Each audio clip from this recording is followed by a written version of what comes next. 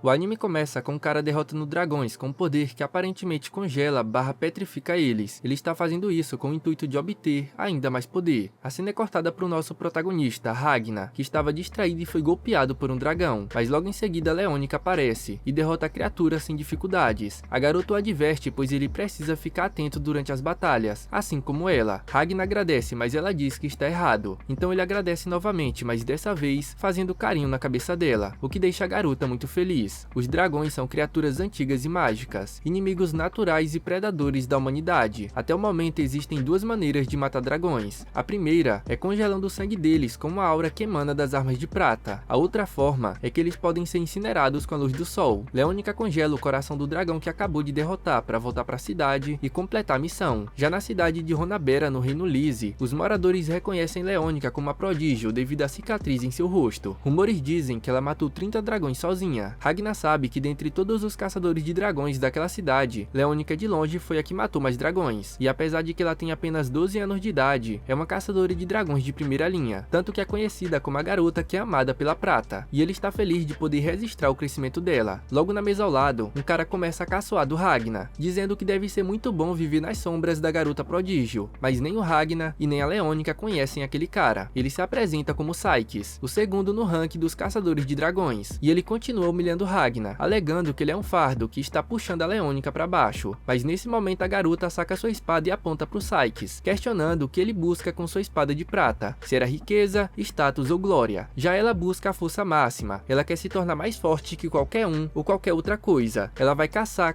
e caçar dragões implacavelmente. Foi isso que ela decidiu quando segurou a espada pela primeira vez. Ela vai até mesmo caçar o deus dragão onde quer que ele esteja. Então ela pergunta se alguém ali gostaria de se juntar a ela nessa caça aos dragões. Ela vai compartilhar riqueza, status e a glória o quanto quiserem, mas ninguém se manifestou. Apenas o Ragnar levantou a mão, afirmando que irá segui-la onde quer que for. Leonica fica com sono e eles voltam para casa. Enquanto a garota dorme, ele treina, achando que mesmo passando a vida toda treinando, ele nunca chegará no nível da Leonica. Mas está tudo bem, contanto que ele consiga ser útil para ela antes de morrer. De repente, aquele cara do começo do anime aparece dizendo que ele não vai conseguir, pois ela vai morrer antes disso. E o Ragnar tem uma visão da cidade toda destruída por dragões, com a Leonica pedindo desculpas e logo em seguida sendo empalada por algum tipo de ataque. Ele acorda com medo e assustado com tudo que acabou de acontecer, se perguntando se aquilo foi apenas um sonho. No dia 23 de fevereiro do ano 498, o quadro de missões da guilda estava vazio, não tinha nenhum caso de dragões. Leonica comenta que quase não tem aparecido dragões ultimamente, e como eles não vão fazer nada hoje, o Ragnar decide cortar o cabelo dela. Mas enquanto ele estava fazendo isso, lembra daquela visão. Mais tarde naquela mesma noite, ele também sonha com aquela visão e acorda chorando. No dia 26 de fevereiro, ele está treinando tentando esquecer aquela visão, mas não consegue e continua treinando incansavelmente. Na guilda, o grupo do Sykes notou que os dragões estão migrando para o leste, em direção à cidade de Dona Pierro, mas não faz sentido, pois já tem uma década que aquela cidade não é atacada por dragões. Ragnar está imerso naquela visão, se perguntando se aquele homem era um fantasma, mas a Leonica consegue puxá-lo de volta para a realidade. Ela vê que ele está com olheiras e com as mãos calejadas, percebendo que ele vem treinando mais do que nunca nos últimos dias. Então ela pergunta o que está acontecendo, e ele diz que está fazendo isso porque quer se tornar alguém verdadeiramente útil, ao invés de ficar apenas cuidando dela. Leonica revela que quando se conheceram pela primeira vez, notou que ele tem o potencial de chegar no mesmo nível de força que ela, mas ele sabe que não tem o mesmo talento que o dela, e a garota confirma que ele realmente não tem talento para caçar dragões, mas ele se tornará forte, muito forte. Ela não sabe quando isso vai acontecer, o qual será o catalisador, então ela irá protegê-lo até que esse momento chegue. A história do Ragnar até agora foi muito triste. Os pais dele foram comidos por dragões quando ele tinha 3 anos, logo ele foi adotado por parentes, mas eles também foram comidos por dragões, então ele foi vendido para um homem rico, mas os dragões queimaram a sua propriedade. Por esse motivo ele foi acusado de trabalhar com os dragões, porque apesar de ter sido atacado diversas vezes, ele sempre é o único que sobrevive. E foi quando ele conheceu Leonica, que chamou ele para montar um grupo, pois estar ligado a dragões para um caçador de dragões não é algo ruim, especialmente se ele sempre consegue sobreviver. Ragnar ficou relutante dela se envolver com ele, e também acaba morrendo, mas a garota provou que pode bater de frente com os dragões e que não vai morrer se ficar ao lado dele. Alguns anos depois ela perguntou se ele ainda acha que está amaldiçoado, mas o Ragnar acha que não, pois ela está com ele agora, e ele quer ficar ao seu lado até ser morto por um dragão, quer ficar ao lado dela o maior tempo possível. Enquanto dizia essas palavras, ele foi levado novamente para o pesadelo da morte dela, e acorda chorando, se perguntando se aquilo acontecerá em breve. No dia 27 de fevereiro, foi informado que a cidade de Dona Pierro foi destruída por dragões. Ragnar fica assustado porque ele sabe o que vai acontecer, e até tenta dizer para Leônica que eles precisam correr, mas de repente sente uma forte pressão e a cidade já estava em chamas. Ragnar fica ainda mais assustado porque é como na sua visão, então ele chama Leônica para sair dali, mas ela alega que ele não precisa se preocupar pois ela não irá morrer, e vai na frente para ver o que está acontecendo. Enquanto isso, no meio da cidade, os caçadores veem que tem um humano no meio dos dragões, e quando chegam lá para ajudar, o sangue daquele humano se transforma em um tipo de arma eliminando aquelas pessoas. Ele se veste com uma armadura dizendo para que os humanos pereçam. Ragnar vê aquele turbilhão de fogo e vai verificar o que está acontecendo. Chegando lá, ele vê aquele homem e nota que as suas armas são as mesmas armas que atacaram a Leônica na sua visão. Então não importa o que aconteça, ele está mais do que determinado a não deixar que ela morra. Sykes reconhece aquele homem como um dragão superior, ficando cagado de medo. Quando ele estava prestes a ser atacado, Ragnar aparece acertando um ataque naquele homem, mas a sua espada simplesmente se quebra. O dragão contra-ataca com uma rajada de fogo, jogando ele para longe dentro de um rio. Leônica acaba de chegar no local, pedindo pro Sykes resgatar o Ragnar, pois quando ele caiu no rio ainda estava vivo. A garota fica com muita raiva, dizendo que vai matá-lo, pois ele se atreveu a machucar o Ragnar. Enquanto o garoto afunda, ele vê seu futuro. Depois de perder a Leônica, ele começa a trilhar um caminho de vingança, obstinado a levar os dragões à extinção. Faz novos companheiros durante a batalha, mas também os perde. Ele leva uma vida de perdas, mas ainda assim continua lutando, até o limite dos limites, e então para o poder que está além desse mesmo limite. Mas ao olhar para trás, talvez ele só quisesse uma chance de morrer, mas ele não morreu, ele sempre sobrevive. Então aquele homem aparece na sua frente dizendo que é o seu futuro. Seu eu do futuro diz que ele o enoja. Ele idolatrou uma garotinha como heroína e se aproveitou dela. Se ela realmente fosse importante para ele, ele deveria ter se tornado mais forte do que qualquer um para protegê-la. Agora ele é forte, mais forte que todos. Ele pode até mesmo enfrentar os monarcas dos dragões, mas agora não resta uma única coisa para ele proteger. Então ele se questiona qual é o significado de ser tão forte agora. Ragnar se levanta e pede por este poder, porque agora é o momento dele salvar Leônica e evitar passar por tudo que seu eu do futuro passou. Portanto, ele perfura Ragnar com a espada de prata, fazendo o passado e o futuro se entrelaçarem, transmitindo seu poder para ele. Ragnar grita de dor enquanto está deitado no chão. Seu eu do futuro disse que tinha um preço a pagar por todo aquele poder, mas ele não se importou e apenas aceitou. Leônica está ofegante depois de lutar por todo esse tempo com aquele dragão, e ele a elogia dizendo que ela é resistente. Ela também o elogia, perguntando se ele é o deus dragão ou algo assim, mas ele se irrita, pois ela comparou alguém tão baixo como ele com o deus dragão. Ele se apresenta como Grimwelt, o 10º assento do sangue da asa. Ele é o mais humilde do que os humanos chamam de dragões superiores. Ele revela que a razão pela qual esta cidade e este reino vão ser destruídos é porque o deus dragão era fã de uma loja de doces em Dona Pierro, e mesmo que eles estivessem fornecendo proteção à cidade, alguém roubou a loja de doces, e ela faliu. O deus dragão ficou profundamente triste, e ordenou destruírem o reino. Essa é a razão de todo aquele ataque. Os caprichos do seu deus decidem o destino das nações humanas, e questiona se ela teve a impressão de que aquela foi uma batalha real, pois eles nunca se deram ao trabalho de levar ela a sério, e afirma que os caçadores de dragões não apresentam ameaça para sua linhagem, perguntando se agora ele entende a sua própria insignificância. E quando ele estava prestes a atacá-la, ele pressente um ataque vindo na sua direção, e fica se perguntando se aquilo foi uma ilusão, mas não, ele sente que algo realmente está se aproximando. Ragnar está andando no meio de dragões petrificados, pensando consigo mesmo que depois que decidiu exterminar a linhagem dos dragões, buscou esse objetivo cegamente. Como resultado, ele quase morreu diversas vezes, mas sobreviveu e começou a lutar novamente. Ele perdeu